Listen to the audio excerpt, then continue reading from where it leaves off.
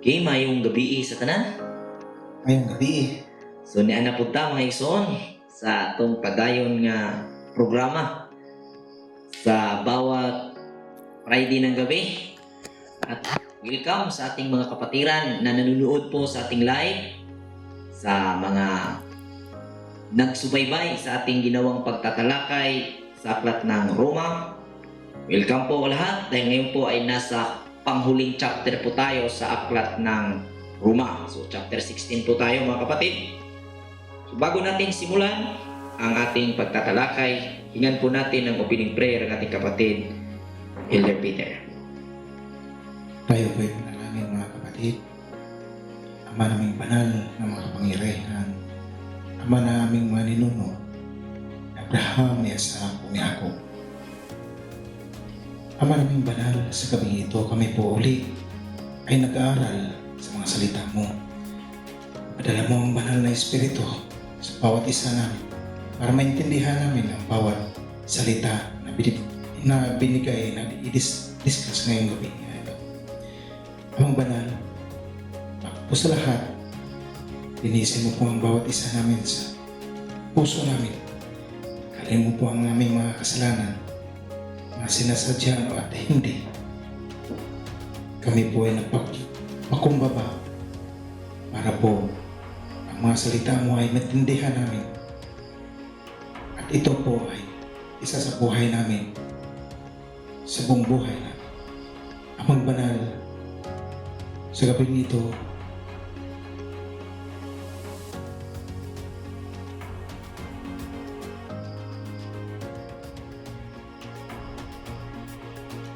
dala mong Espiritu para kami po ay maintindihan ang mga salita mo. Ang lahat ng papuri at pasasalamat ay tanging sa iyo lamang sa pamamagitan ng iyong buktong anak na aming Messiah Yahusay. Amen. Amen. So muli, magandang gabi sa lahat. Ng gabi, So, dahil po ang chapter 16 ay kalimitan po roon ay pangungumusta. Kaya ang gagawin po natin ngayon ay i-summarize o i-summary ang buong sulat ni Apostol Pablo sa Roma. So from chapter 1 to chapter 15 ay atin pong i-summary ngayon. Pang makita natin ang pinaka-ugat at pinaka-pakay at pinaka-mensahe ni Apostol Pablo sa kanyang sulat sa mga mananampalataya sa Roma. So simulan po natin ang pag-summary sa chapter 1. Okay? So ito po yung summary sa chapter 1. So ipinakilala ni Apostol Pablo ang kanyang sarili bilang apostol at ang kanyang pagkatawag sa pamamagitan ng magandang balita. So yun po yung kanyang naging introduction. Next. So pag sinabing magandang balita, atin po itong napag-aralan nung atin pong natalakay ang chapter 1. So pag magandang balita, ano nga ito? Ang kaharian ng Elohim ay dumating na. So yan po yung magandang balita. Ang kaharian ng Elohim ay dumating na. Yan po yung mensahe at ipinangaral o ibinalita ng mga apostoles na ang kaharian ng Elohim ay dumating na. Okay? So, mababasa po natin sa Marcos 1, Kapitulo 14. Basahin po natin.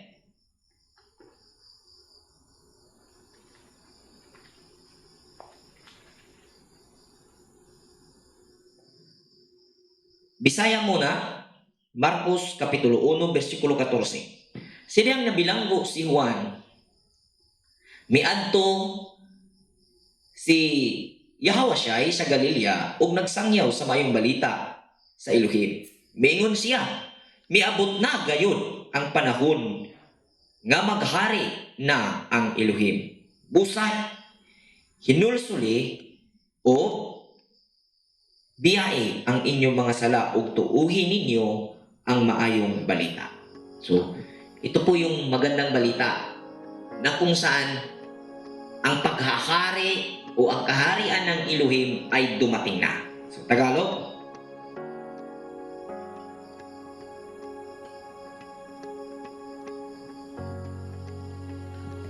Nang ibinilanggo na si Juan, si Yahawasay ay nagpunta sa Galilea at pinangaral doon ang magandang balitang mula sa Elohim. okay. So, ang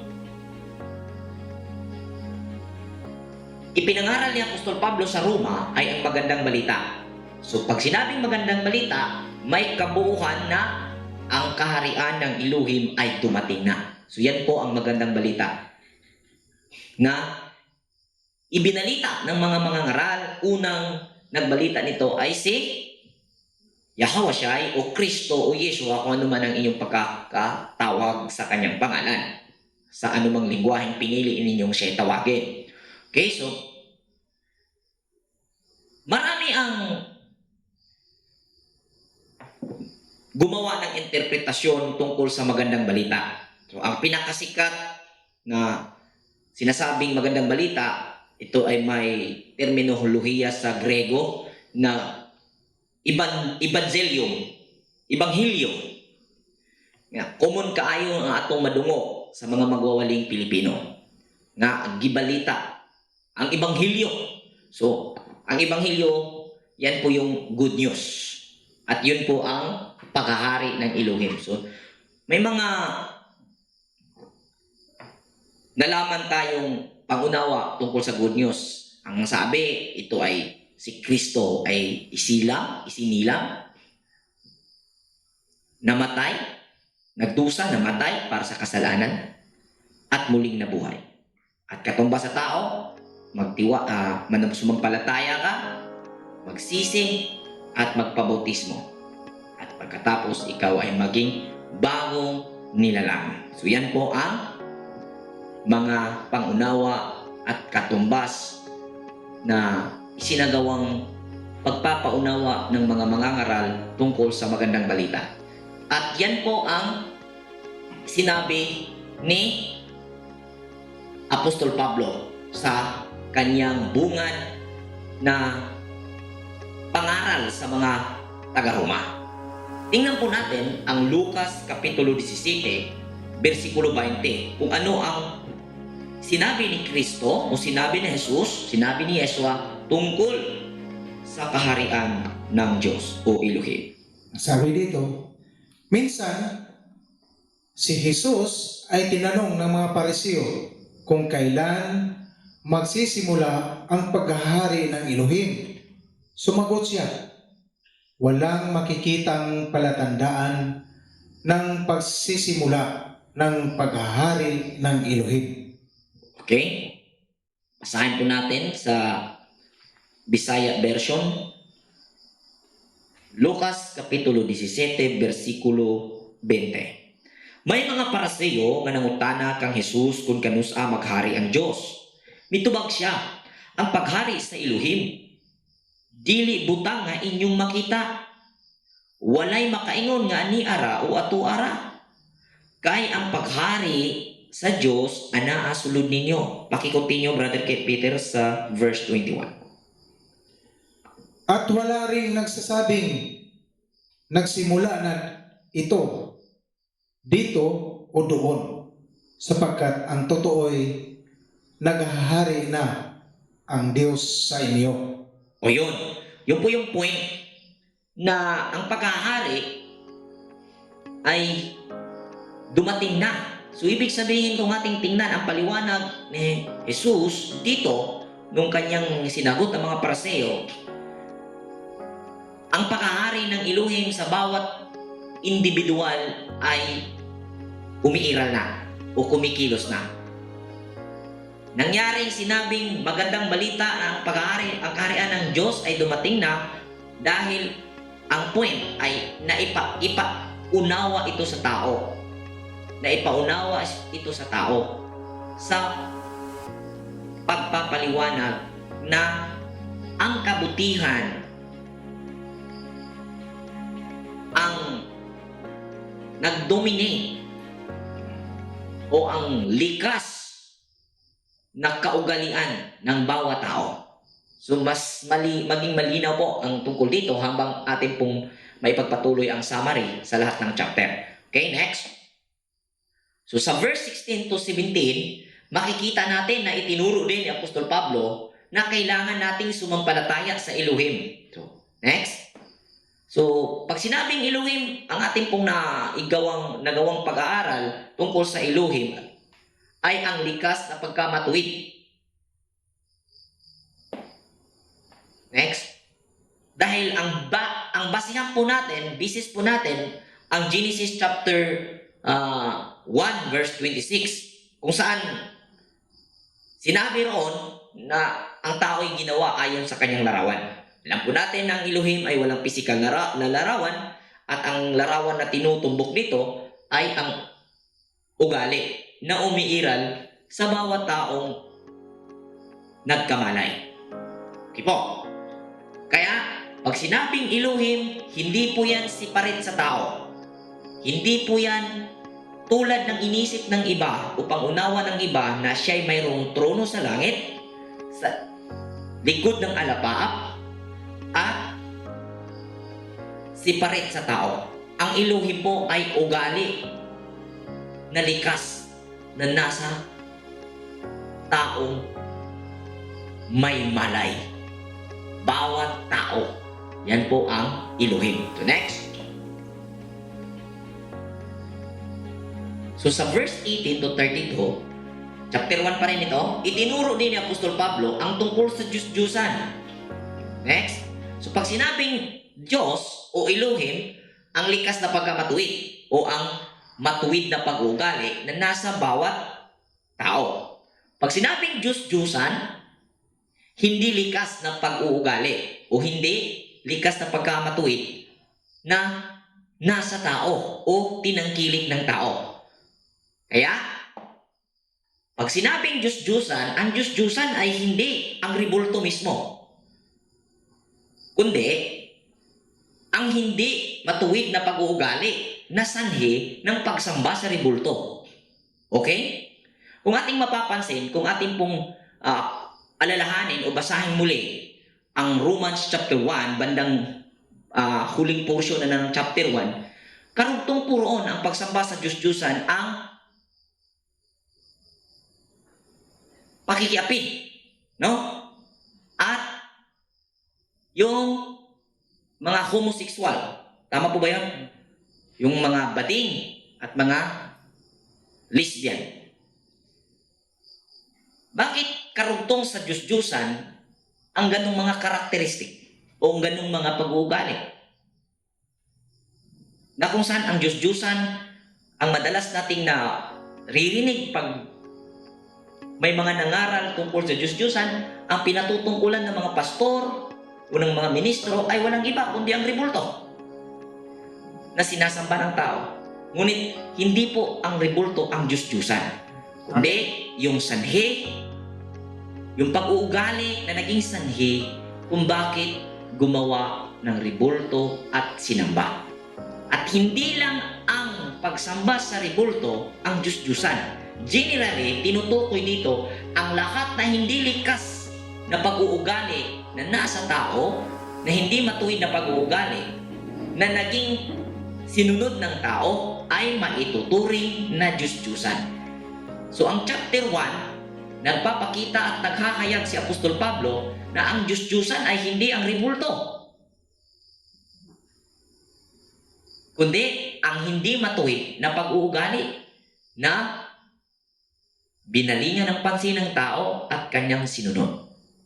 Okay, sana'y malinaw ang chapter 1. So dito po nagtapos ang summary sa chapter 1. So proceed po tayo sa summary natin sa chapter 2. So chapter 2, from verse 1 to verse 16. Start sa verse 1 to 16. Itinuro din ni Apostol Pablo sa pamamagitan ng ating ginawa ay maging sanhi ng ating matatanggap.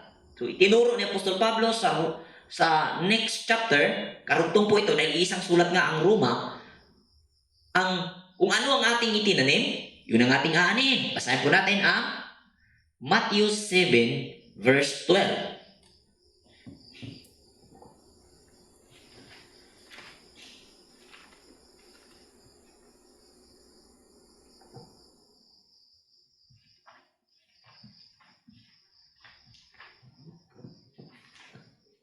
Matthew 7 verse 12.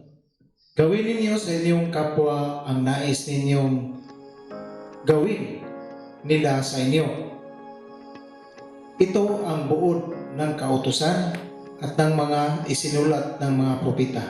So, itong Matthew chapter 7 verse 12 ay wika po ito ni Jesus, o wika po ito ni Kristo, wika po ito ni Hawashai. So, makikita po natin dito yung principle. Kung gusto kang may mangyaring maganda sa'yo, una mong gawin yung naisip mong maganda doon sa kapwa mo. At mangyayari ang gusto mo na mangyayari na maganda sa buhay mo. Next verse. Galatians 6 verse 7. Kay Apostol Pablo ito. Kinuha natin ito, sulat niya ito sa mga taga-Galasya.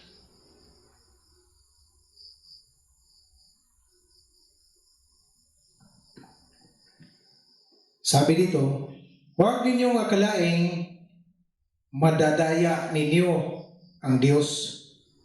Kung ano ang itinanim ng tao, iyon din ang kanyang aanihin. Okay, so kung ano ang itinanim, yun ang aanihin.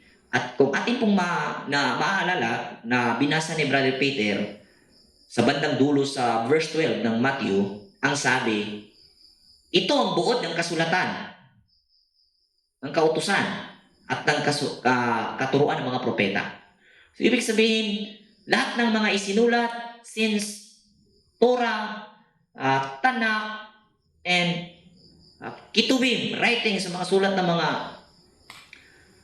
dakilang pangalan o dakilang karakter ng kasaysayan ng Biblia, ay ang point is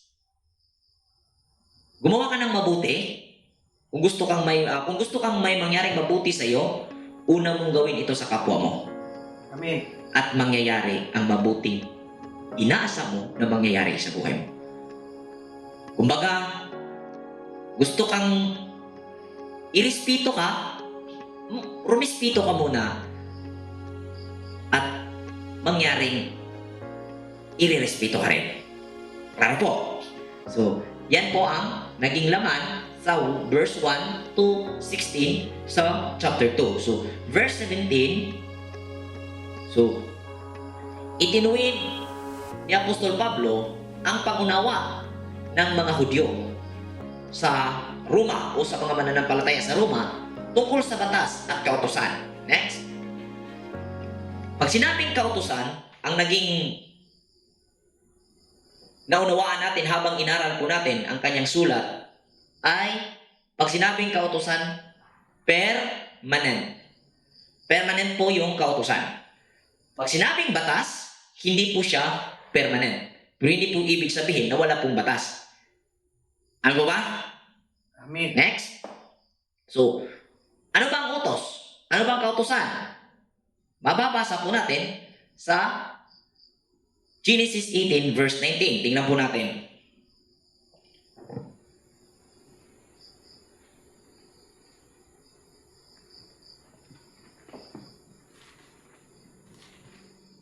Sabi dito, pinili ko si Abraham upang turuan niya ang kaniyang lahi na sumunod sa aking mga utos sa pamamagitan ng paggawa ng matuwid at pagpapairal ng katarungan. Kapag nangyari iyon, tutuparin ko ang aking pangako sa kanya. Okay, malinaw Amen.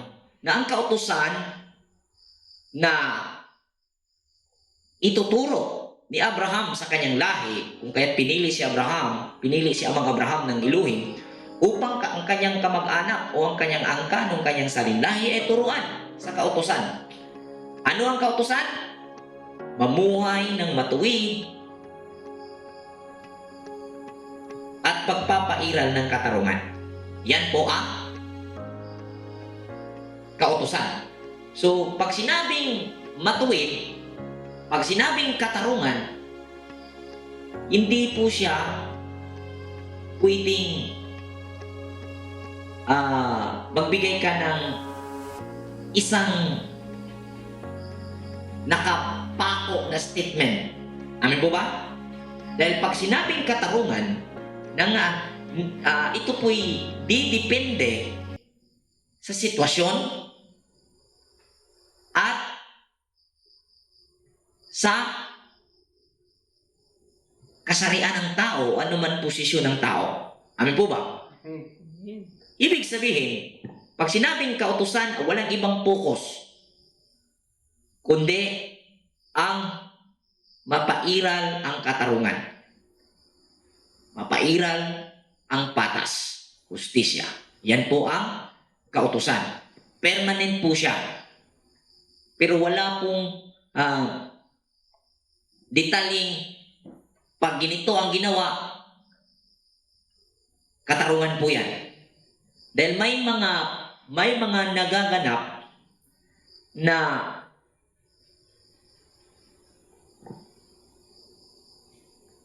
noon ginawa ng batas at para maipairal ang katarungan. Pero yung batas na ginawa noon, kung ibabalik sa panahon ngayon, kung saan wala na sa sitwasyon na ginawa ang batas na yun, ay hindi na po lulutang ang katarungan at hustisya. Maiintindihan po natin mamaya. Next, batas.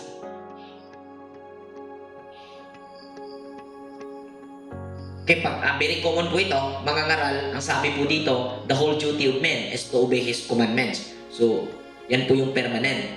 Wala pong detalye, napakalawak po siya, general po siya. So pag sinabing batas, hindi po permanent.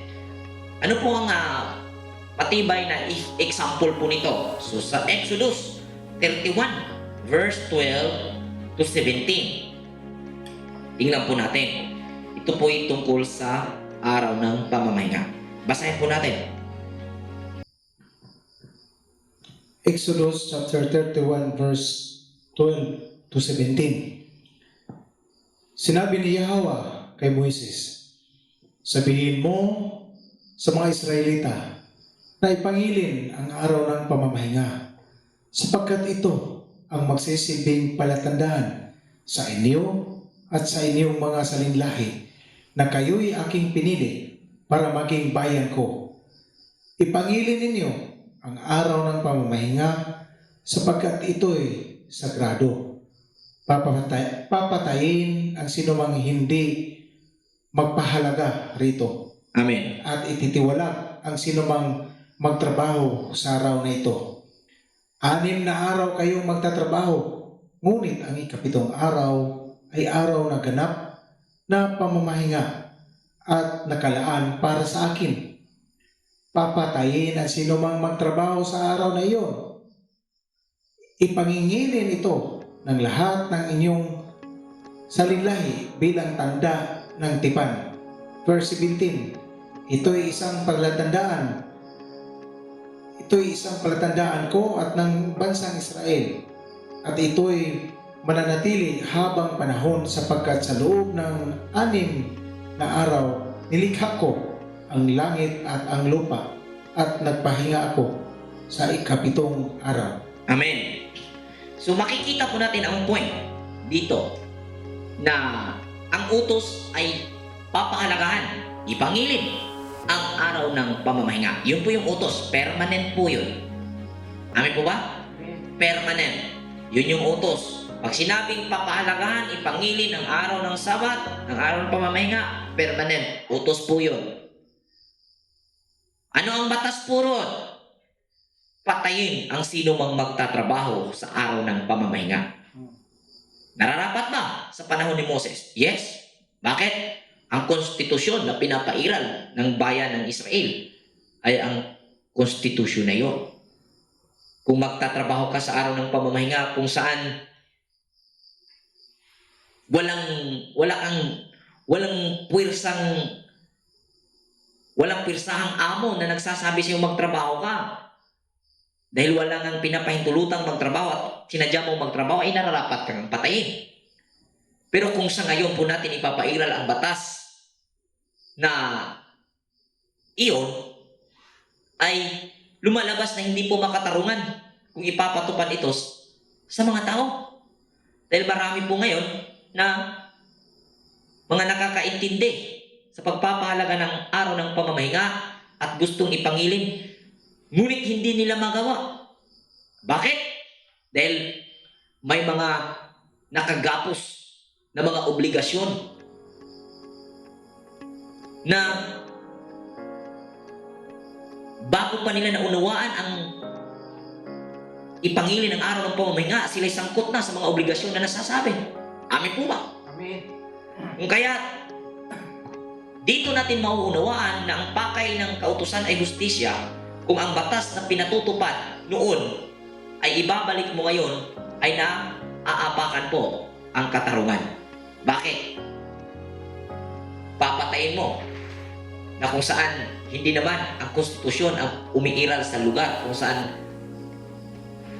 nagtatrabaho ang tao sa araw ng pamamahinga. Tanungin mo yung mga mananampalataya na nakakaunawa, gustong magsabat, hindi magawa dahil nga may mga nakatali na mga obligasyon na bago pa nila nalaman ang pagpapahalaga sa araw ng pamamahinga, sila'y sangkot na. Amin po ba?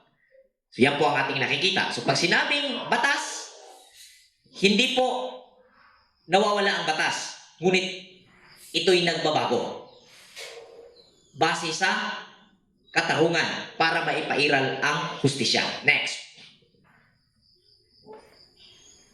So, chapter 3. Summary pa rin ito sa chapter 3. So, from verse 1 to verse 20, itinuro ni Apostol Pablo na pantay ang turing ng Elohim sa bawat tao. Dahil ang bawat isa ay makakatanggap base sa kung ano ang kanyang ginawa. Next. So sa Galatians chapter 6 verse 7, nabasa na natin to bro, kung ano ang itinanim, yun ang aanihin. Kung atin pong lawak ang ating kaisipan tungkol sa pantay ang turing ng Elohim sa lahat ng tao, ang basehan po natin ay kung ano ang itinanim, yun ang iyong aanihin. Example, Hudyo ka. Kung ano yung ginagawa mo, yun yung magiging matatanggap mo. Hintil ka. Kung ano yung ginagawa mo, yun din yung matatanggap mo. Hintil ka nga, gumagawa ka ng mabuti.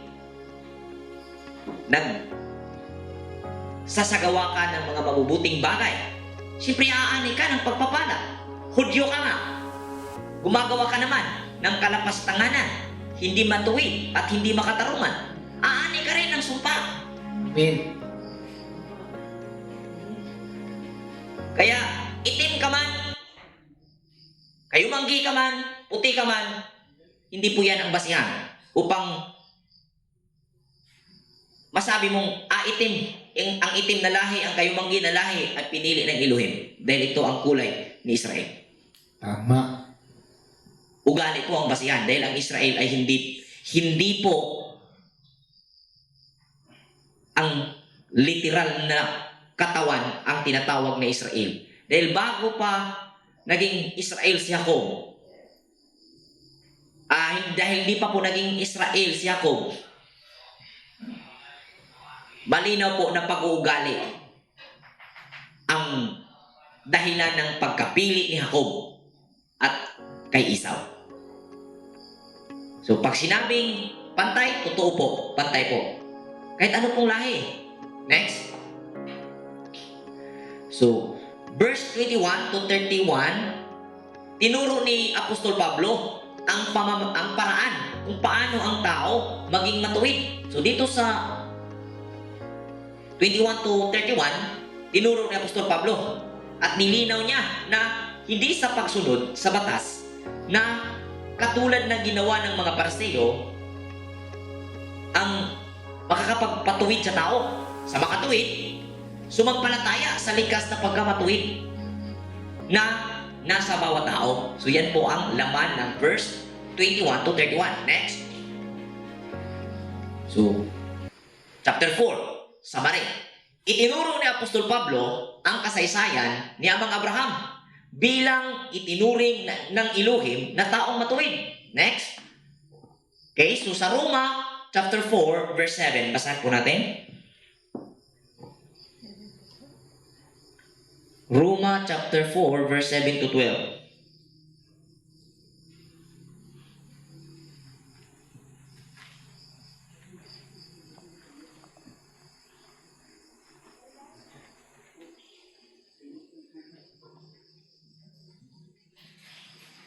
Roma chapter 4, verse 7 to 12. Mapalad ang mga taong pinatawad na ang kasalanan at pinatawad rin sa kaniyang mga pagsalansang. Mapalad ang taong hindi na pagbabayarin ng Panginoon sa kaniyang mga kasalanan. Ang pagpapala kayang ito'y para lamang sa mga tuli. Hindi ito'y para rin sa mga di tuli.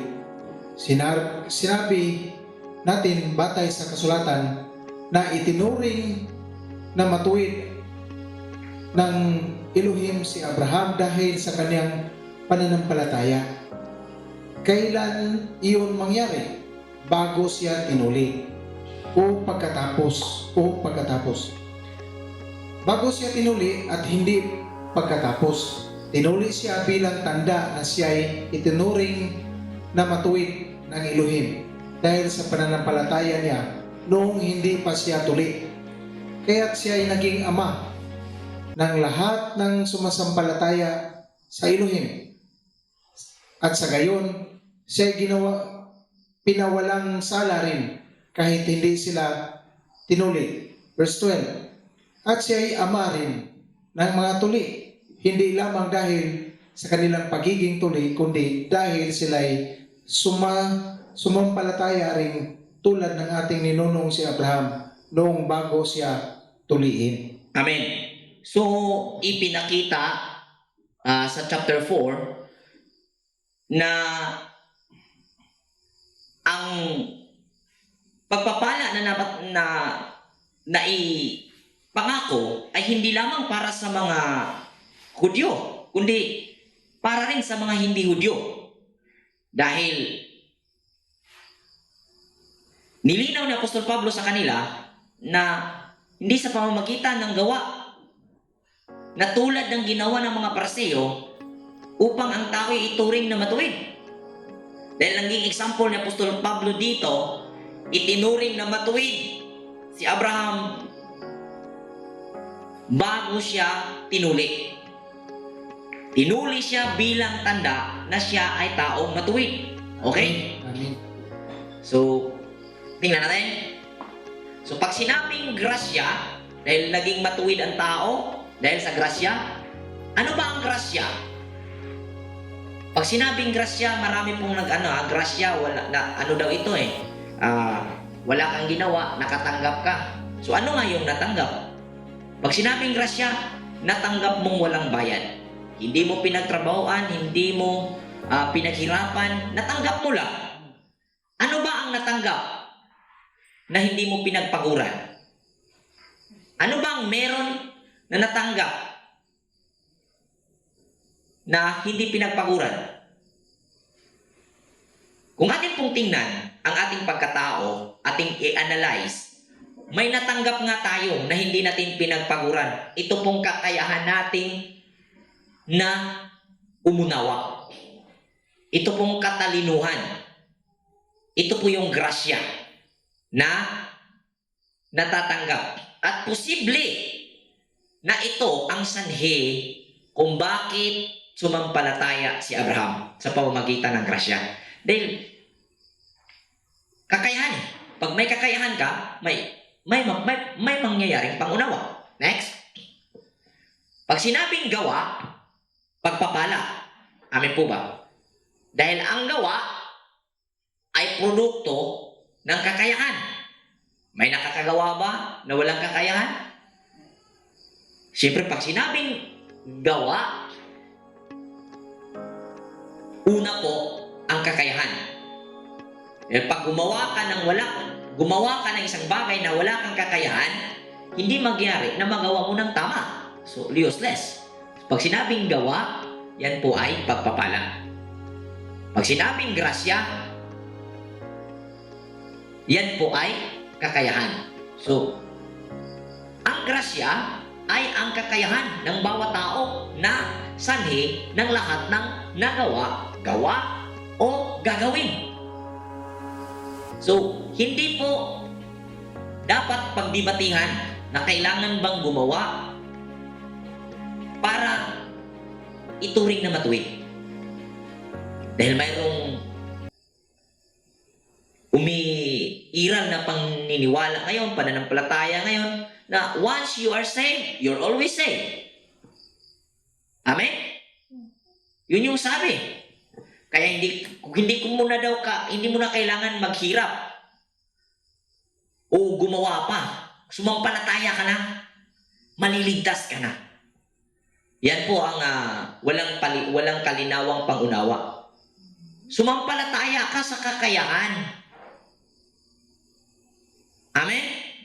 Pag sumampalataya ka sa kakayahan, na yun yung grasya. Ang grasya kasi dito, ito yung kakayahan eh. At pag may kakayahan ka, magkakaroon ka na pangunawa na magdudulot ng gawa at ang gawa ay magdudulot ng pagpapala. Magkaiba po ang grasya at pagpapala. Pero ang grasya po ang sanhi ng pagpapala. Hindi po ang pagpapala ang sanhi ng grasya. Iba po yun. Maituturing po na ang grasya ay reward sa pagtalima mo, sa kakayahan mo na gumawa. Amen? Huwag malito dito. Ang kaligtasan ay natatanggap sa pamamagitan ng grasya, hindi sa pamamagitan ng paghihirap o sa gawa. Grasya. Ano ba ang grasya? Kakayahan. Pag may kakayahan ka, makakagawa ka. Huwag pong gawing komplikado ang grasya at gawa. Hindi po yan magkalaban o hindi po yan dapat pagdibatihan. May tema na pagpapaliwanag si Apostol Pablo na hindi sa pamamagitan ng gawa dahil ipinagmamayabang ng mga Pariseo na nagawa na nila ang mga batas kung kaya't sila'y nagturing sa kanilang sarili na matuwid. Kaya't may tema si Apostol Pablo na hindi sa pamamagitan ng gawa. Pero hindi po ibig sabihin na magkahiwalay po ang gawa at pananampalataya. Dahil ang gawa ay patunay o pagpapatibay sa iyong pananampalataya. Next. So, ang gawa ay may tuturing na pagpapala. Dahil kung walang kakayahan, wala kang kung anong magagawa. Klaro? Ang gawa ay may tuturing na pagpapala. Dahil kung wala kang kakayahan, walang kung anong magawa o magagawa. Klaro? So kung hanapin mo, ang sabi, balikan ko, ano yung grasya? Ano yung nagturing para ang tao ay matuwid? Grasya. Ano yung grasya? Ang sabi nila, ang grasya natanggap walang bayad. Ano nga yun? Itong kakayahan, itong intelligence built in every individual. Amin po ba? Next. So, kaya ang pagiging matuwid ay hindi sa pamamagitan ng gawa ng tao, kundi sa grasya. Di mo pwedeng angkinin na ang lahat ng iyong nagawa. Dahil kung may nagawa ka dahil yun sa kakayahan at ang kakayahan ay grasya yun. Dahil wala kang ginawa kung kaya't mayroon kang kakayahan. Nung nagkamalay ka, may kakayahan ka na. Amen po ba? Amen. Kaya wala kang dapat angkinin na mga nagawa. Klaro? Doon kinontra ni Apostol Pablo ang mga Pariseo. Next. Chapter 4. So, continuation sa chapter 4. Pag sinabing Kristo, ito ay salita o karunungan. Kristo means in Hebrew, Mashiach. Gumamit tayo ng salitang Kristo from Greek. Pero hindi po natin nailagay yung Hebrew, Mashiach. Pag sinabing Kristo, Mashiach, salita yan o karunungan. Next. Pag sinabing grasya, kakayahan, katalinuhan, or naunawaan. Galing sa salita, mayroon kang kakayahan, yung kakayahan mo, yun yung grasya. You have capacity to understand, to analyze. So, magkakaroon ka ng pangunawa at magkakaroon ka mayroon kang magagawa. Amen? At yung iyong ginawa, magbubunga ng pagpapala. Amen. Amen? So, yun yung natatanggap. At ang pagpapala, yun yung buhay. At yung buhay yung kaginhawaan, kapayapaan. Ito yung tips. Pag hindi mo alam kung ano ang kakayahan, kung ano ang salita, posibleng magkamali ka ng pagtalima sa salita. At magkaroon ka ng maling pangunawa. Pagka nagkaroon ka ng maling pangunawa, dahil yung grasya ay hindi mo naintindihan ano yung grasya, akala mo yung grasya, bigay lang sa iyo ng Diyos na nasa langit, siparit sa iyo, ay hindi mo alam kung ano yung grasya. Pero pag naintindihan mo ito, kapatid, na ang grasya, yan palang capacity mo, yung palang kakayahan mo, yan palang kakayahan natin, ay dito ka magpapasalamat lalo sa Panginoon. Amen po ba?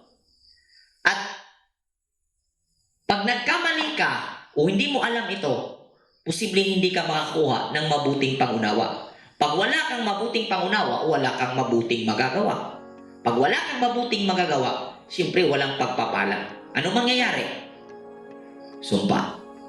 Pag sumpa ang dumating sa'yo, natanggap mo, hindi buhay ang nandito, kamatayan. Ano po ba? Kaya, ulit, inilagay sa harapan ng bawat tao ang pagpipilian, sumpa at pagpapala. Bago ito ginawa o bago ito sinabi ni Moses, ipinaunawa muna ni Moses ang tulad ng pangunawang ito upang ang tao ay makapamili kung ano ang kanyang susundin o ano ang kanyang tatahaking daan. Next, hindi ang gawa ang makakapagbigay ng tunay na pananampalataya, kundi ang pananampalataya ang magtuturo ng tamang gawa na magriresulta ng buhay. Amen po ba? Linaw po ba? So yan po ang chapter 4. Yan po ang ating summary. Next, summary ng chapter 5. So, itinuro ni Apostol Pablo ang dakilang pag-ibig ng Elohim kung paano ang kanyang bugtong na anak ay ibinigay para sa kaligtasan ng tao. Next, Roma chapter 5 verse 6 to 9. Basahin po natin.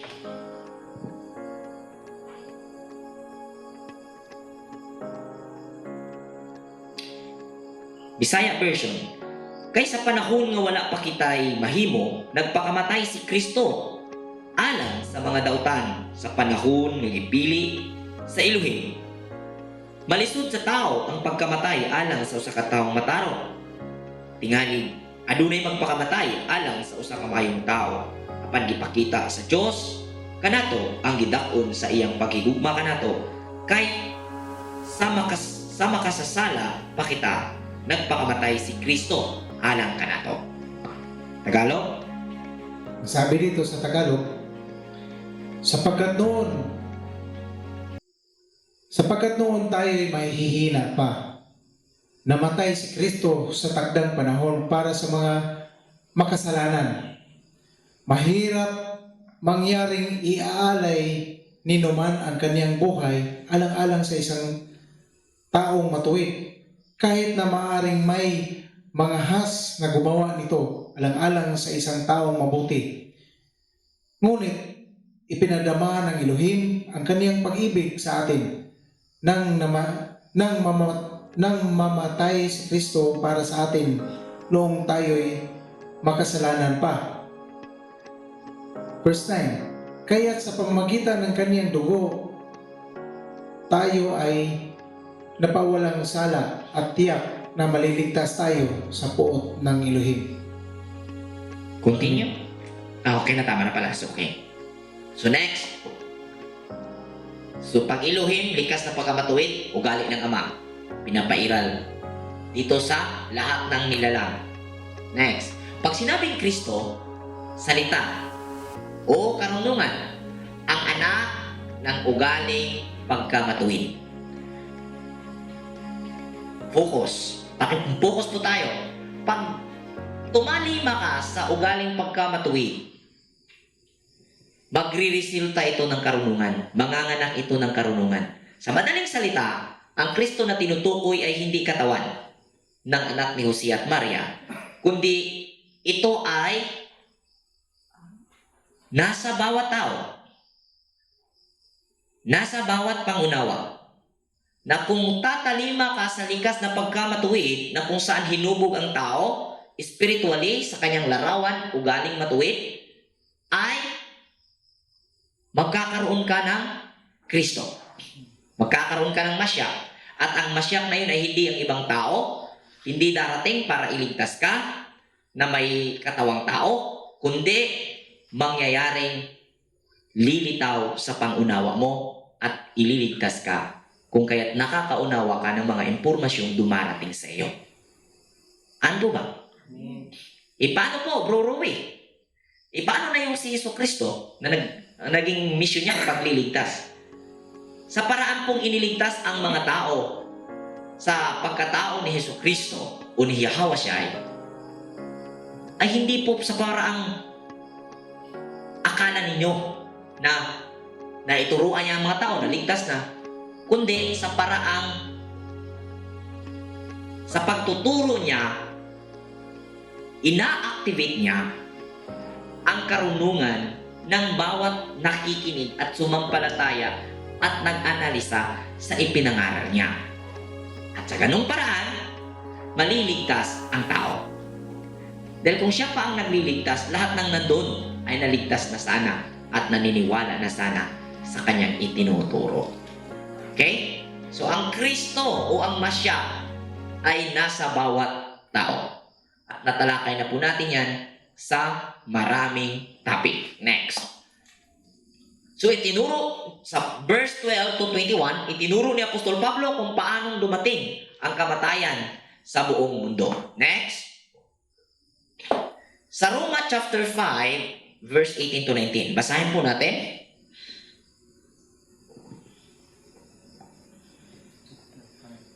Bisaya version, busa, ingon nga ang pagpakasala sa usa ka tawo maoy nahimong hinungdan nga silutan ang tanan. Pinaagi usab sa matarong nga buhat sa usa ka tawo maluwas ug makabaton sa kinabuhi ang tanan. Kay ingon nga pinaagi sa pagkamasupilon sa usa ka tawo daghan ang nahimong makasasala, pinaagi usab sa pagkamatinumanon sa usa ka tawo daghan ang nahimong gimatarong sa Diyos. Next.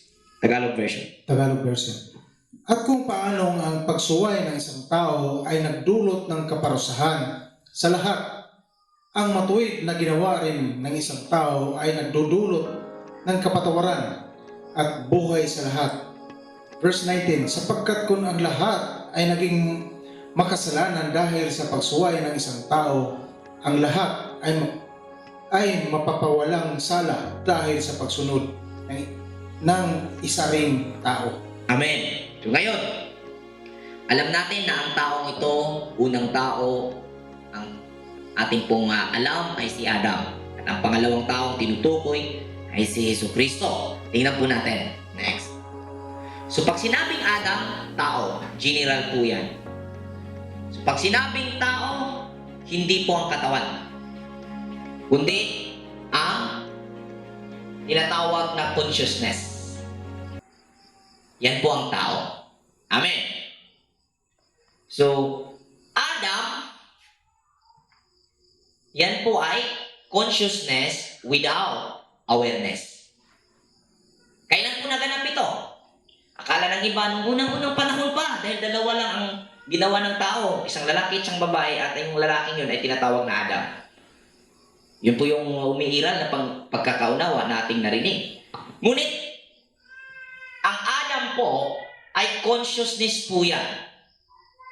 Na kung saan ito po yung consciousness ng bawat bata hanggang sa kanyang pagdating ng tamang edad na kung saan siya ay naghahanap na ng kaginhawaan sa buhay dahil marami na siyang nararanasang paghihirap dulot ng pagsunod sa gusto ng laman. Kaya ang Adam maituturing na consciousness without awareness. Amen po ba? Amen. Consciousness without awareness.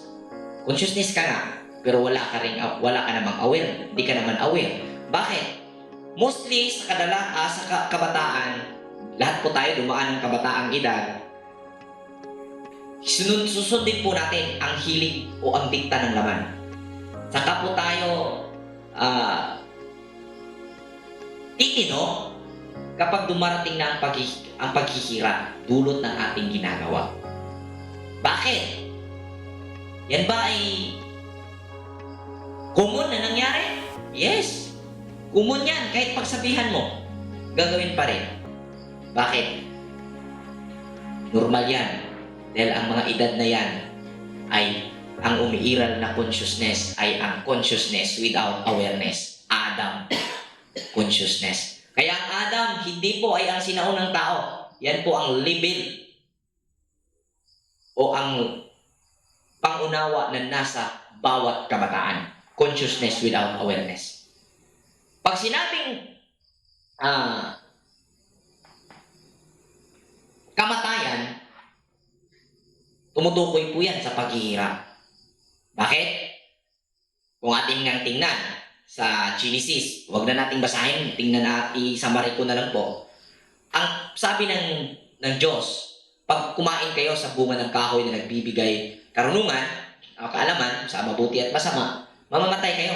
Madaling salita, kumain nga ang tao, hindi naman namamatay.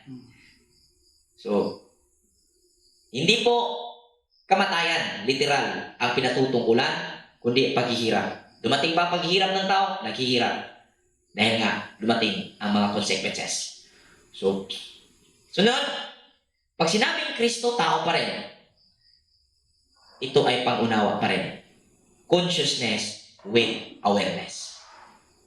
Amen. Yan po ang Kristo. Kaya, may natalakay tayong topic, Adam is the one of the witness and also si Kristo. So, the two witnesses is Adam and Christ. At hindi po yan literal na tao na nakatawa. Hindi po yan ang katawan, kundi yan po ang totoong tao na kung saan consciousness po yan. Ano po ba? So, mayroong dalawang saksi. Ano po? Ang saksi, yan po ang source ng oil ng mga tao na sumampalataya sa Elohim. Ano po ang makukuha natin sa consciousness without awareness? Lesson. Ano po ba? Ano po makukuha natin dito pag sinabing consciousness with awareness? Na-overview mo na ang posibleng mangyayari. Dahil alam mo na at naranasan mo na dahil galing ka na dito eh. Lahat ng tao dadaan po dito. Yan po ay mababasa sa Corinthians chapter 15, 1 Corinthians. Naging kaisa po tayo sa katawang lupa. Ang ibig pong sabihin nun, dumaan po tayo na naging may mataas na mandato sa loob natin ang hilig ng ating laman. At yan po ay sa panahon nang tayo ay nasa consciousness without awareness. Pero nung lumanas ka ng paghihirap, namatay ka. Ang nangyari, niligtas ka ni Kristo. Ano yun? Consciousness with awareness. Yan po ang itinuro ni Apostol Pablo na ating nakita dito sa dalawang tao na ang kasalanan dumating sa pamagitan ng isang tao at dumating ang buhay sa pamagitan ng isang tao. Dahil ang ibig sabihin ng tao ay hindi po ang literal na katawan na ating nakikita at ang ating inuunawa na yun ang tao. Dahil since Genesis, ang tao ay nilikha ayon sa larawan niya at siya nga ay espiritu. At ang consciousness ay espiritu, siya nga ay espiritu. Makalupa, ibig sabihin, mahilig sa pagsunod sa laman. Taong makalangit, mahilig o sumusunod pangunawang makarunungan o karunungan. Na kung saan pag sinabing karunungan, eksperyensyado. At dito po naganap ang experience. At ganawang aral at normal at madalas na nangyayari sa atin. At yan po ang istorya na ating matutunghayan sa pagpapangaral ni Apostol Pablo. At kahit po ang buong Biblia. Nahaluan nga po ng maraming pantasya. Okay, next. Chapter 6. Itinuro ni Apostol Pablo ang pamumuhay bilang tumanggap kay Kristo. Next. So sa Roma chapter 6, verse 5 to 10, basahin po natin.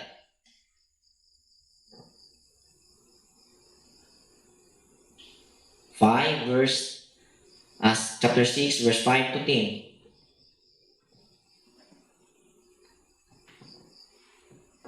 Sapagkat kung makasama tayo ni Kristo sa isang kamatayan katulad ng kanyang kamatayan, tiyak na tayo ay makakasama rin niya sa muling pagkabuhay na katulad ng kanyang muling pagkabuhay.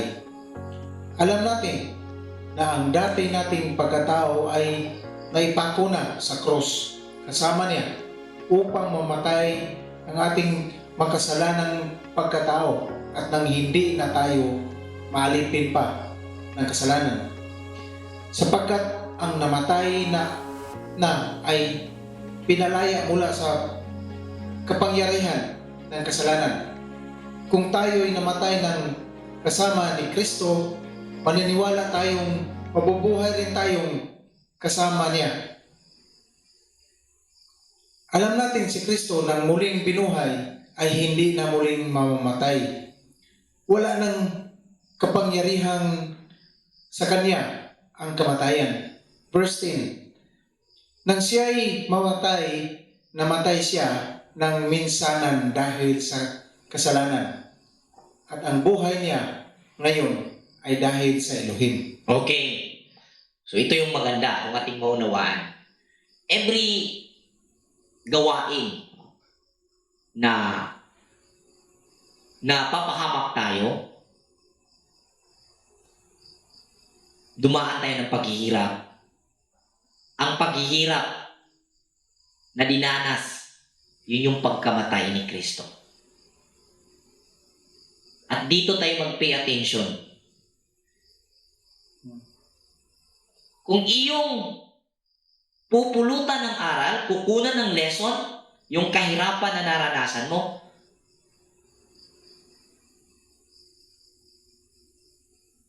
magbubunga ng consciousness with awareness. Ang ikaw na consciousness, magkaroon ka ng awareness at ganap kang nabuhay kasama ni Kristo. At hindi mo na daranasin ang paghihirap na dinanas mo sa sitwasyong iyon dahil madali mong maiwasan at madali mong mapapansin kung tungkol sa paghihirap na iyon. Bakit? Aware ka kung ano ang dapat mong gawin sa sitwasyon na iyon. Pag naulit iyon, katangahan yun. Amin po ba? Amen. Alam mo na, example ito, alam mo na pag inasimbol mo yung isang makina, pag may nabaliktad na yung isang pyesa, at napaandar mo, nasira yung makina, tapos nung ulit mong i-assemble, babaliktarin mo pa ba ang pyesa? Siyempre, gagawin mo ng may pag-iingat, at yung pag-iingat, yun yung sign na you have consciousness with awareness. Amen? Amen. Kaya, huwag kang umasa sa mga paasang mga ngaral na ang Kristo ay darating mula sa alapaap at iligtas ka. Yang awareness mo ngayon, yang pagiging mapagmatsyag mo ngayon upang ikaw ay hindi mapahamak, yan ang Kristo na pinatutungkulan ng Biblia na kung saan matagal mo na nakasama. Next. So, itinuro ni Apostol Pablo na huwag gamitin ang grasya upang maging malaya sa paggawa ng kasalanan. So, umon dito, may mga nagkaroon ng awareness. Pero yung awareness, ginamit para mas lalo pang itago ang gagawing pagkakasala at hindi mapapansin ng mga taong conscious without awareness.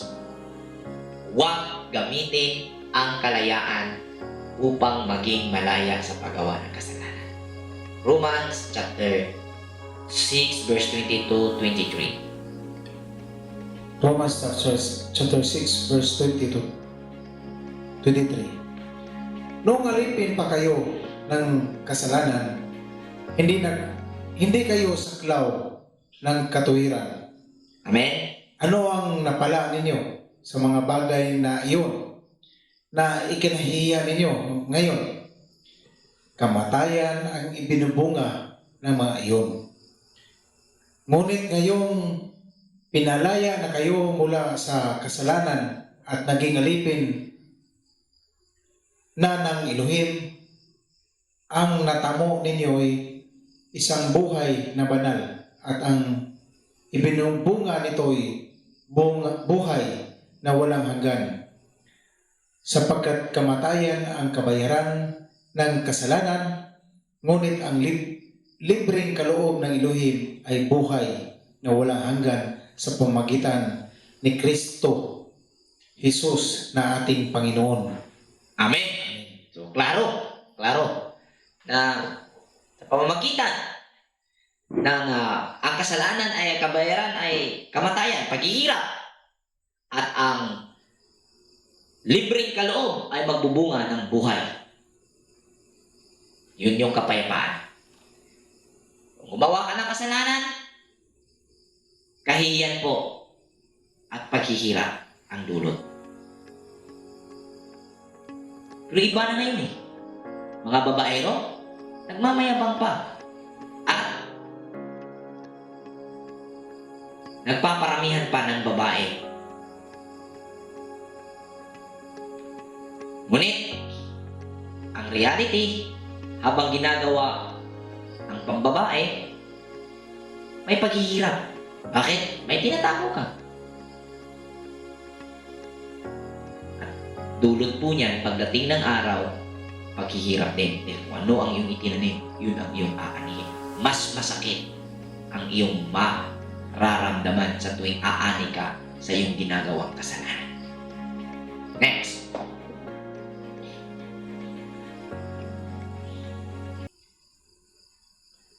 Okay, summary ng chapter 7. Ipinaunawa ni Apostol Pablo kung paanong maging malaya ang tao sa pagkaalipin ng kasalanan. Next. Sa Roma chapter 7 verse 6, basahin natin. Next then.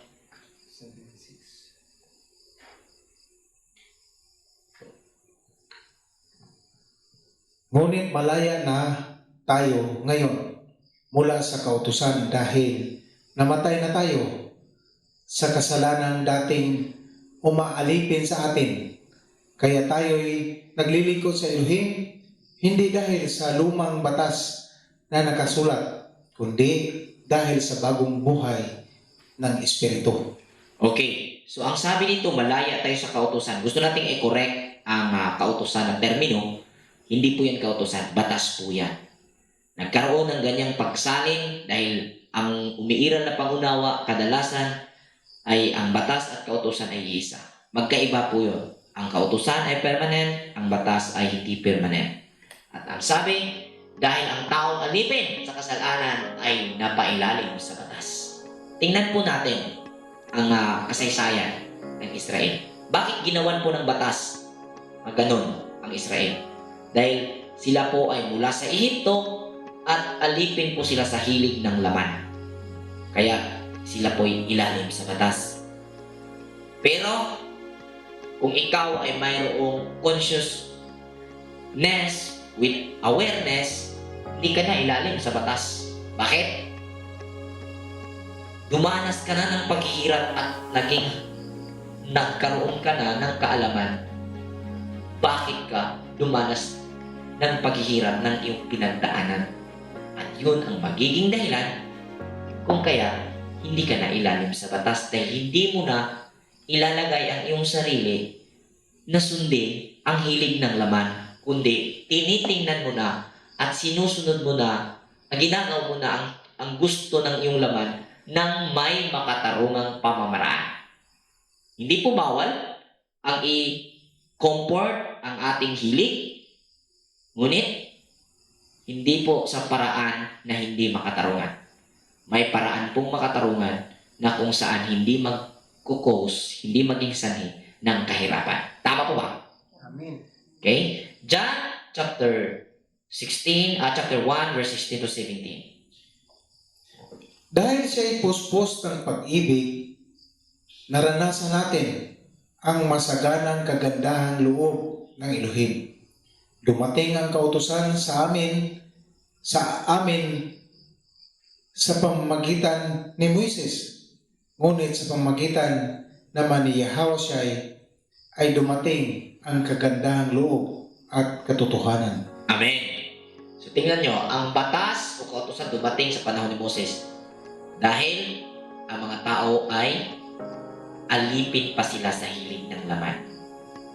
Pero nung hindi na naging alipin sa hilig ng laman at may handang kalooban na ang mga tao, dumating si Yahawasyai upang i-ignite, i-activate ang bawat sumampalataya at tumatalima sa kanyang ipinangaral.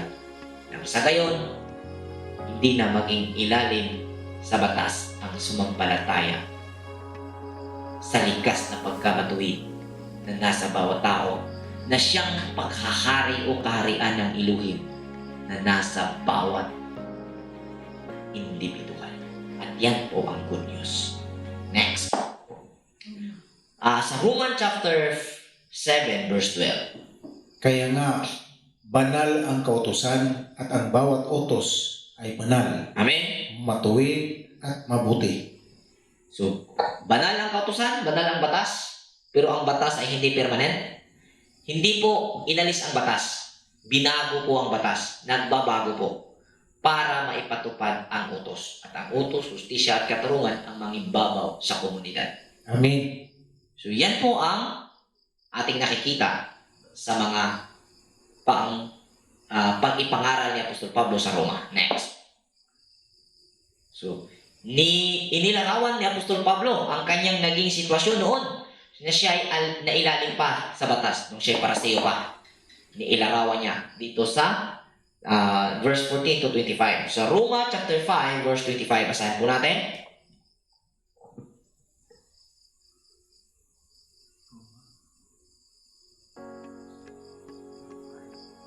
Verse 25.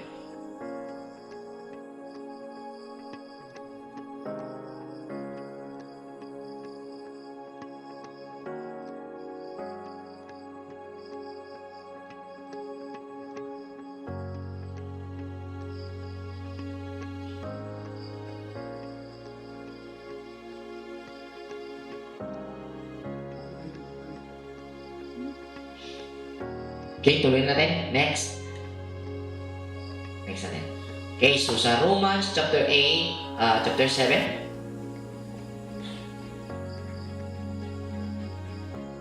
chapter 8. So, nilinaw ni Apostol Pablo kung ikaw ay sumampalataya kay Kristo o kay Masiya, hindi ka na makasalanan.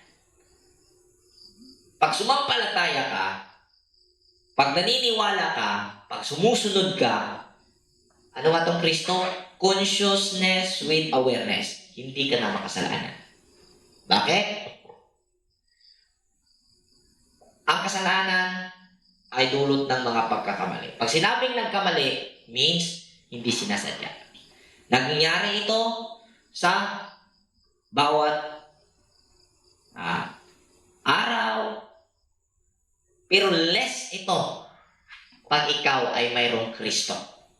Less ang nagkakamali pag ikaw ay may Kristo. Pero hindi ibig sabihin hindi ka nagkakamali. Nagkakamali ka pa rin.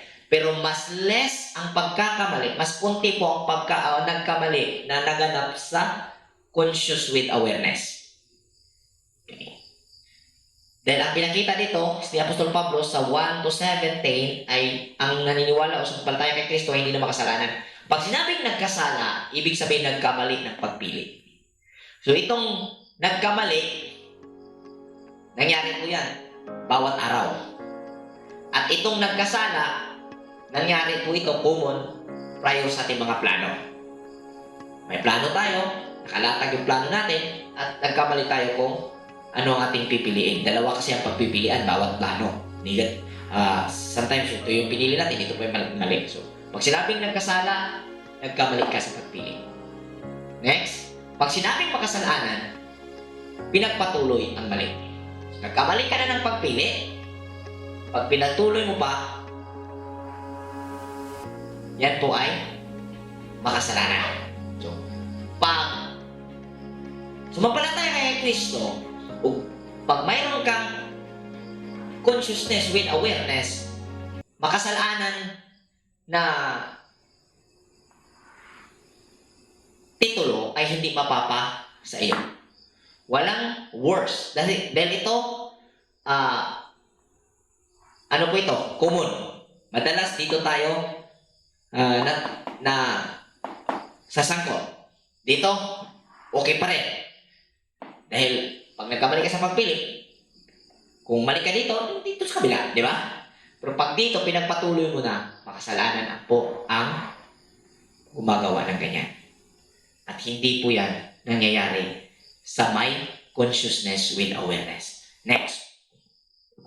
So, pinaunawa ni Apostol Pablo ang pagdadaanan ng mga mananampalataya.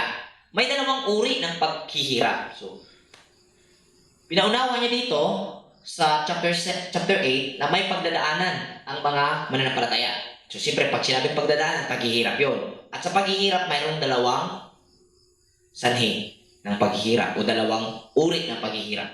Una, may paghihirap na dulot ng patuloy na pagpili ng mali. So, pag dito ka, makasalanan ka, patuloy kang pili ng mali, pag may paghihirap kang pagdadaanan na walang benepisyo. Paghihirap ka, hindi ka nakakabenepisyo. Walang benefits. Wala kang makukuha. Tanging torture ang mararamdaman mo, torture sa sarili mo.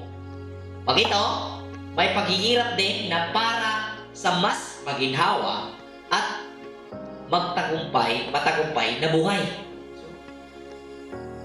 Pag mananampalataya, wala na po ito dahil hindi ka makasalanan. Pero mayroon pa rin paghihirap. Yan po ang common na hindi naunawaan ng mga naniniwala sa Diyos o sa Elohim.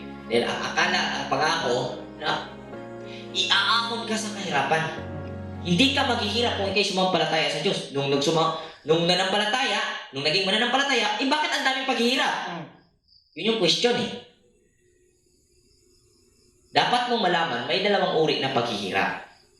So, ang exempted na paghihirap na pagdadaan, na may ang paghihirap na tinutukoy na hindi ka maghihirap, ito pong paghihirap na dulot na patuloy ng pagsunod sa mali. Wala na po ito sa mananampalataya ng may Kristo o may consciousness with awareness. Pero mayroong paghihirap na pamamaraan para tungo sa maginhawang buhay. At yun ang palaging nararanasan ang bawat mananampalataya. At kung aware ka na ang paghihirap na ito ay tungo sa tagumpay, tungo sa masayang buhay, tungo sa kaginhawaan, ang paghihirap ay hindi maging pasakit, magiging kagalakan.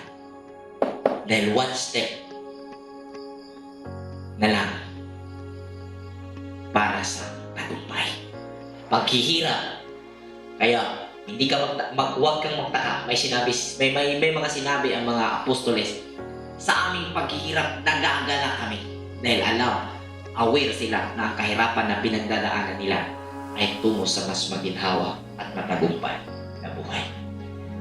Amen. Kaya kung ikaw ay mananampalataya at may paghihirap kang dinanas ngayon, at mayroon kang awareness, hindi ka mawawalan dahil ang paghihirap na dinanas mo ngayon ay may benefits.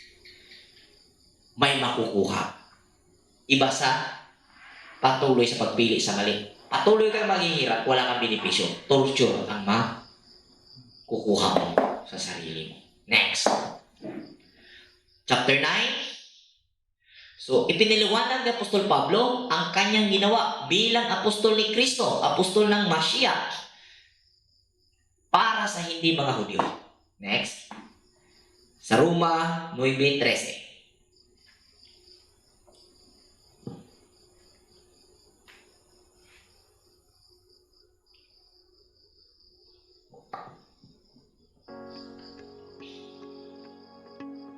Ayon nga sa nasusulat, minahal ko si Jacob at kinapuutan ko si Esau.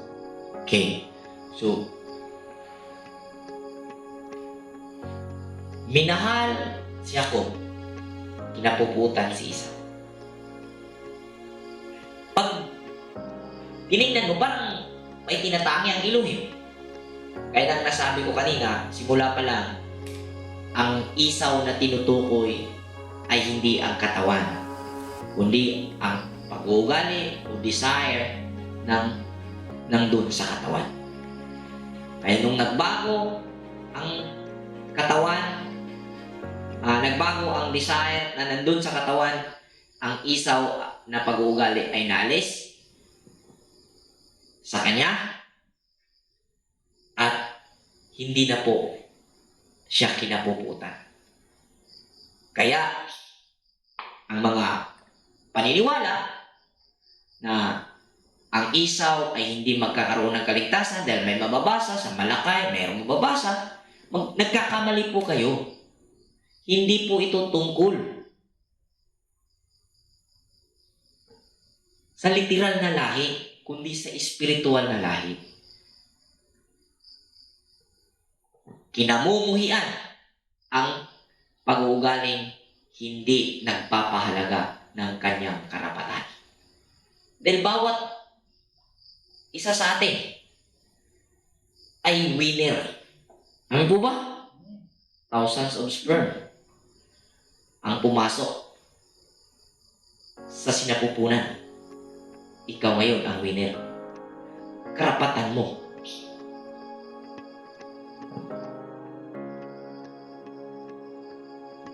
Na ipamuhay ang kaligayahan, ang kabutihan, dahil sa larawan ng Elohim tayo hinubog. Ano po ba? Amen. Next. So, ang sabi, ang kakahabagan ng Elohim ay ang may dalisay na puso. Ibig sabihin, anumang minimithi ng tao gamit ang matuwid at patas na pamamaraan ang kakahabagan niya. Marami pong portion na ang kahabagan ng Panginoon, ang gusto niya kahabagan. Bakit kinapuputan si Esau?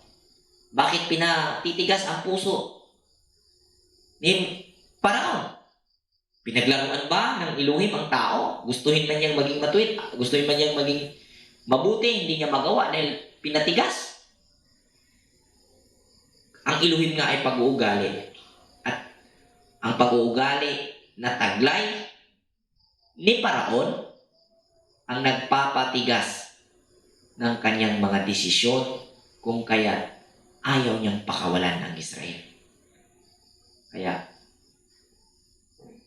yun ang nangyayari. Wala pong tinatangi. Hindi po naglalaro-laro ang may likha sa bawat nilalang. Na kung gusto niyang ikaw ay gusto mo man maging matuwid pero hindi ka niya gusto dahil hindi ka angka ni Israel, wala kang puwang. Wala pong ganun.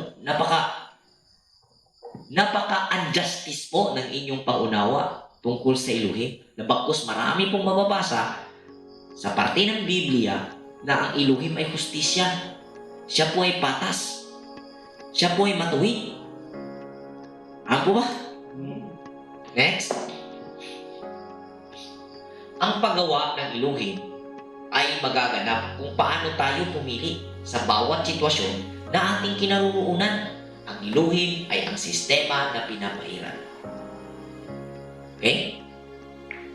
Ang Elohim ay ang sistema na pinapairal. Ibig sabihin, may pag-uugaling umiiral.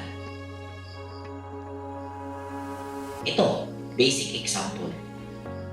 Habang nakikinig ka ng mga nagtatalumpati o nagsasalita, sino ang nagsasabi sa iyo na totoo ang kanyang sinasabi? Ang nagsasalita o ang pangunawa mo? Habang narinig mo ang salita, ang nagsasalita. Ito dapat ang pansinin natin. Habang nakakarinig ka ng magandang tunog, sino ang nagsasabi sa iyo na maganda ang tunog o maganda ang boses? Ang kumakanta o ang interpretasyon o ang sistema na pinapairal sa loob mo? Tungkol sa mga bagay na nakikita mo, sino ang nagsasabi na maganda, pangit? Sino ang nagsasabi na beneficial, hindi beneficial? Hindi ang bagay, kundi ang sistemang pinapairal. Yan ang Elohim na nasa bawat tao. Ano po ba? Simulan nating alamin ang ugnayan natin tungkol sa sinabing Elohim. Simulan po nating ianalisa kung paano tayo nilikha. Kaninong larawan tayo kinuha o kinuha bilang ginawa. Marami pong nagkakamali tungkol dito. Marami pong hindi nakakaintindi tungkol dito. Kilalanin mo ang sarili mo, makikilala mo ang Diyos. Kilalanin mo ang Diyos, makikilala mo ang sarili mo. Dahil ang Diyos at ikaw ay iisa. Dahil nilikha ka ayon sa kanyang larawan. Yan po ang basic na information na ating mababasa sa Genesis. Amen po ba? Amen. Next. So Romans chapter 10, summary. Ipinaunawa ni Apostol Pablo kung saan matatagpuan ang kaligtasan. Saan nga ba matatagpuan ang kaligtasan? Sa Deuteronomy chapter 30, verse 12.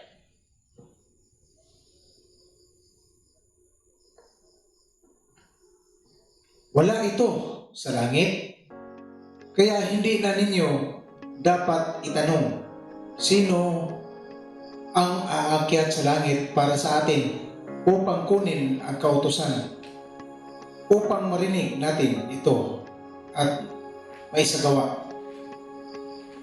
Okay. So yun po yung time na pinayuhan ni Moses na napakadaling sundin ang mga batas na aking isinugo sa inyo sa araw na ito. At hindi ito mahirap gawin. Ito'y napakalapit lamang sa inyo. Wala ito doon sa langit. Wala sa ibayong dagat. Na kung saan sabihin ninyong sino ang kukuha dito, doon. At sinong kukuha roon.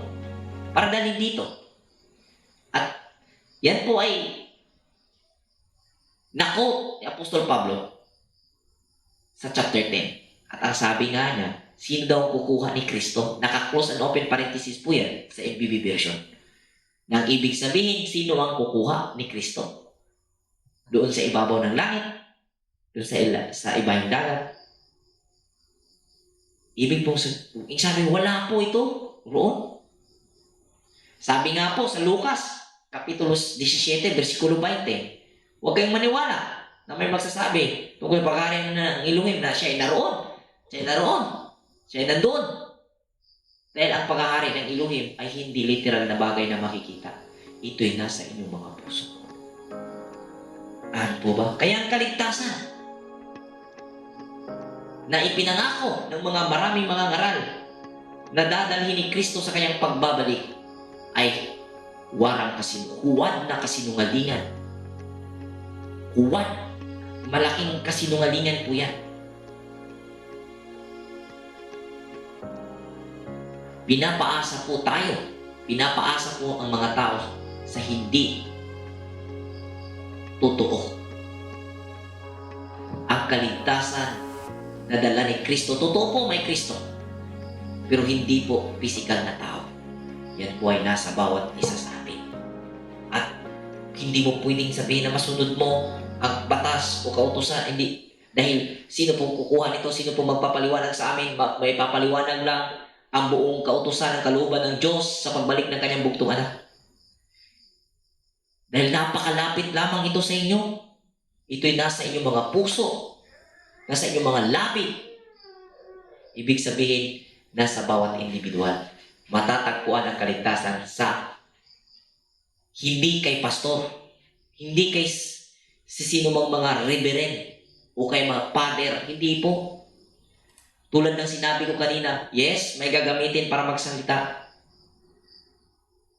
Pero habang naririnig mo ang salita, sino ba ang nagsasagawa ng pangunawa? Di ba, Kristo? Ang awareness, ang analysis. Amin po ba? Amen. Next. Hindi ito natagpuan ng Israel sa kapanahunan nila dahil hinanap nila sa labas ng kanilang pagkatao. Ang kaligtasan, kung ito'y hahanapin mo sa labas ng iyong pagkatao, hindi mo ito masusumpungan. Never mo itong matatagpuan. Amin po ba? Wala po ito sa ibang katawan. Wala po ito sa ibang pagkatao. Nasa sa iyo po. Nasa bawat tao. Next. Tapos na po ito. Next. Okay, summary, chapter 11, verse 1 to 4. Tinuruan ni Apostol Pablo na hindi maging mayabang ang hindi Israelitang mananampalataya at ipinaliwanag kung bakit nagmatigas ang mga Hudyo. So, tinuruan niya ang mga mananampalatayang hindi Israelita na hindi magmayabang. Next. Next. So, inihayag ni Apostol Pablo na baliligtas ang lahat ng Israel. Yan po ay mababasa sa 26 to 31. Huwag na natin basahin. Tuloy. Next. So, sa 12, pinakiusapan ni Apostol Pablo ang mga mananampalataya sa Roma na ialay ang mga sarili sa pamamagitan sa pagpagamit bilang kasangkapan ng Elohim sa matuwid na gawain.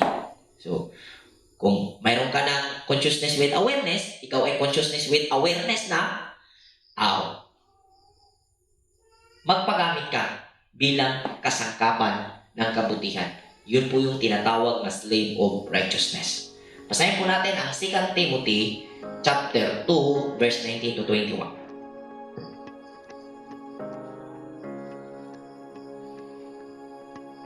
Ngunit matibay ang pundasyon at itinatag ng Elohim at dooy nakatatag. Nakikilala ng Panginoon kung sino-sino ang tunay na Kanya at ang bawat nagsasabing siya ay Panginoon ay dapat lumayo sa kasamaan. Sa isang malaking bahay ay may iba't ibang uri ng kasangkapan may yari sa ginto o pilak at mayroon namang yari sa kahoy o putik.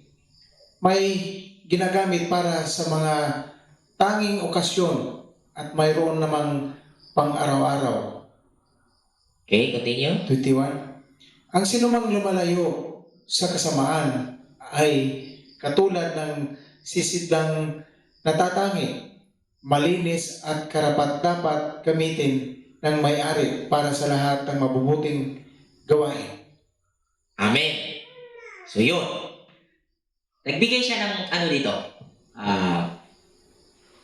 Hahalintulad. Sa isang malaking bahay, mayroong maraming gamit. May mga plato. Nayari sa pilak, ginto, putik, kahoy.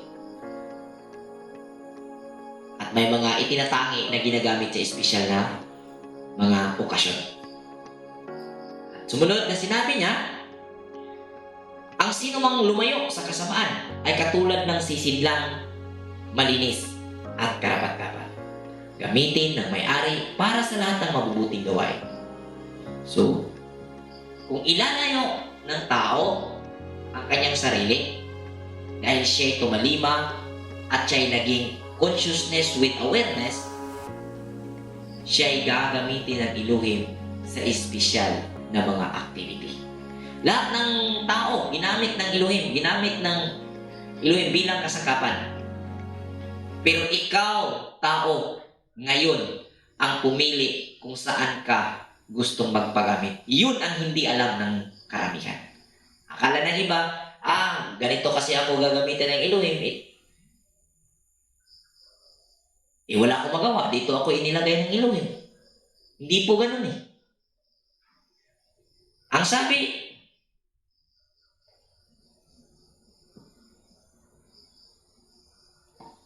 ang sino mang lumayo sa kasamaan, wala pong makakagawang lumayo sa kasamaan kung hindi magkaroon ng awareness. Kaya kung ikaw ay consciousness with awareness, mangyayaring mailayo mo ang iyong sarili sa kasamaan. At magiging kandidato ka na gamitin sa espesyal na okasyon. Amin po ba? Kandidato kang gamitin sa espesyal na okasyon. Hindi dahil gusto ka ng Diyos. Hindi dahil gusto ka ng may likha. Nasa iyong buong desisyon. Kung ang iyong sarili ay ilalayo sa kasamaan, gagamitin ka para sa espesyal na okasyon. Pero kung ang iyong sarili ay hinayaan mong lugmok sa kasamaan, gagamitin ka pa rin. Upang magiging makita at kakatakutan ang paggawa ng mabuti dahil sa paghihirap na dadanasan mo. Makikita ng ibang tao ang paghihirap mo at sa parang iyon, gagamitin ka pa rin ng Elohim pero hindi sa espesyal na gawain. Pero kung malinis ka at karapat-dapat dahil nilayo mo ang iyong sarili sa kasamaan, mangyayari na ikaw ay magagamit sa espesyal na gawain. Amen? Amen. Next.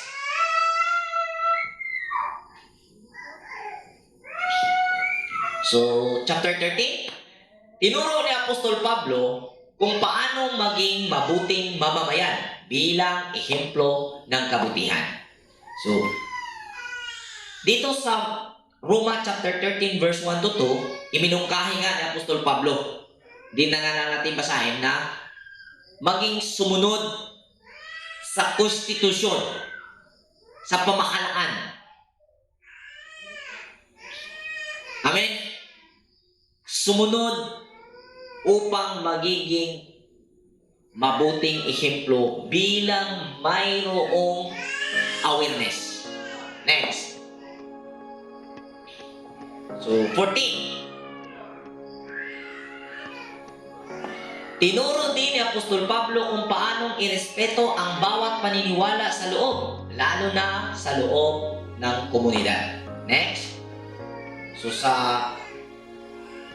portion ito, wag na natin basahin. Ipaparespeto ni Apostol Pablo ang mga bawat paniniwala ng bawat mananampalataya. Kung kakain siya ng gulay at yun ang kanyang pinaniniwalaan na makakabuti sa kanya, yun ay irerespeto dapat ng isang mananampalataya na kumakain ng karne. Vice versa, irerespeto din ng kumakain ng gulay ang kumakain ng karne. Sa ganong paraan, na ituro ni Apostol Pablo ang respeto sa bawat paniniwala. At atin na pong naipaliwanag na hindi po kasama roon ang pagkain ng baboy. Dahil kultura po ng mga Hudyo ang kumain ng na ipahintulot at naituro sa Leviticus 11. Next.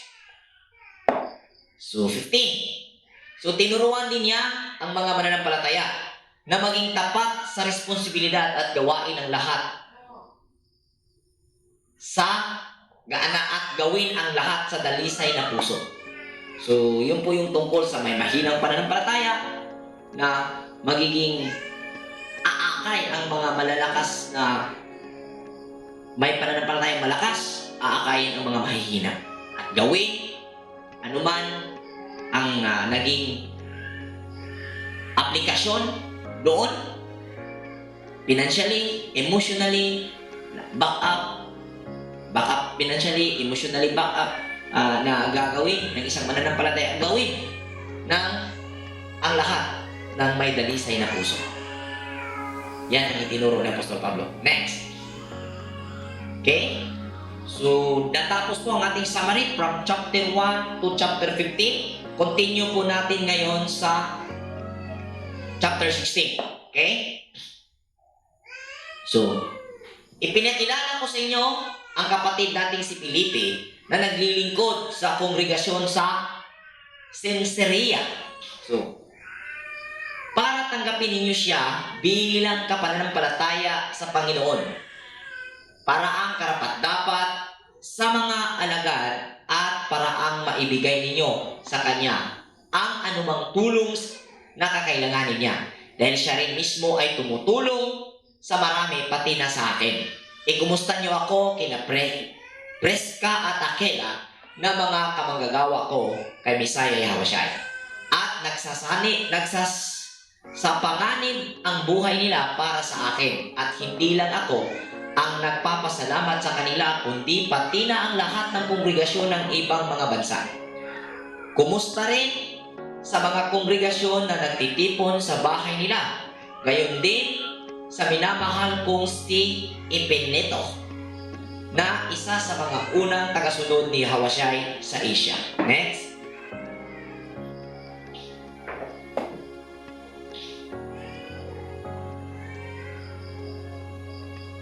So, next. Tingnan pa natin, puro pangumusta na ito. Tuloy natin. Yan, tuloy pa rin. So, yan. Dahil kung gayong uri ng mga tao ay hindi alipin ng ating Panginoong Yahushua, kundi ang sarili nilang mga pagnanasa at iniligaw nila ang mga walang muwang gamit ang kanilang mapanghikayat na pananalita at pambobola. So, ito po yung point na kailangan po nating magkaroon ng awareness. Kailangan, tayo po nga ay consciousness, pero kailangan po nating maging aware.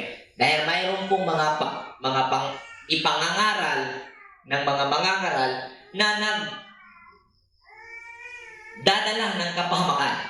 Puro pambobola. At may mga ganun pong nagaganap ngayon. So, verse 19, masaya ako dahil napapansin ng lahat ang pagiging masunurin ninyo.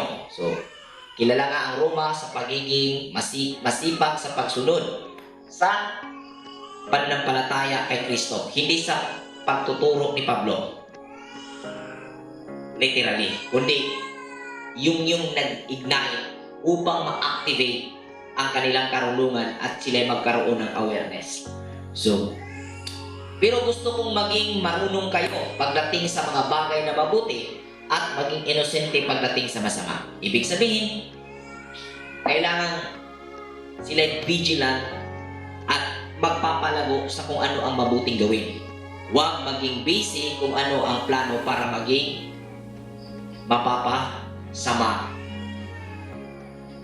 ang mga plano. So, 20. At malapit ng durugin ng Elohim na nagbibigay ng kapayapaan si Satanas sa ilalim ng inyong mga paa. So, si Satanas dito ay ang suwail na pag-uugali. Yan po ay ating natalakay na.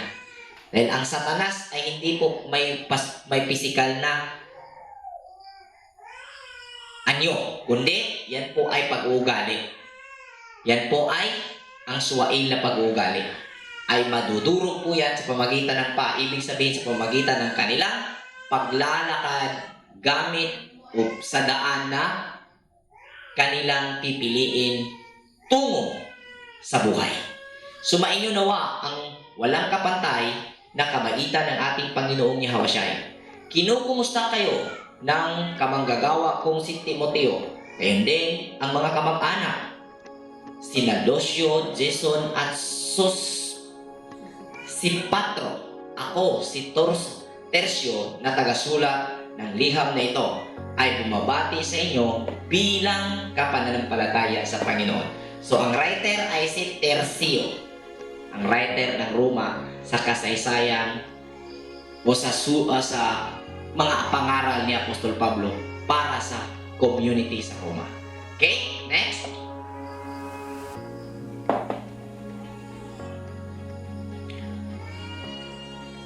Kinumusta kayo ni Gayo na tinutuluyan ko at ang mga bahay at pinagtitipunan ng kongregasyon. Kinumusta kayo ni Erasto na ingat yaman ng lungsod pati ng kapatid niyang si Quarto. So purihin nawa siya ng makapagpapatatag sa inyo ang kaayon ng mabuting balita na ipinahayag ko at ang pangaral tungkol kay Misaya Yahawasyay, na kaayon ng isinisiwalat tungkol sa sagradong lihim na itinago sa mahabang panahon. So mayroong lihim na itinago sa mahabang panahon, at yun nga po ang paghahari ng Elohim. At yung tagapagligtas ay hindi po isang tao na may katawan, kundi yan po ay nasa bawat tao at espiritual po ang kaligtasan na isasagawa. At kung mayroon mang magtuturo, hindi upang ang tao ay umaasa sa kanya para sila ay maligtas, kundi upang ang kanyang naunawaan kung paano natanggap niya ang kaligtasan ay maunawaan din ng mga nakikinig o makikinig sa kanya. Yan po ang ginawa ng mga propeta, mga apostolis hanggang sa kapanahunan natin ngayon. Yan ang kailangan na ating maunawaan. Pero inihayag ngayon at ipinaalam na sa lahat ng bansa sa pamamagitan ng mga hula sa kasulatan na kaayon ng utos ng walang hanggang iluhin na ang kalooban ay mananampalataya sila at maging masunurin. Maibigay nawa sa iluhin na tanging marunong ang kalwalhatian sa pamamagitan ni Misaya Yahawasyay magpakailanman.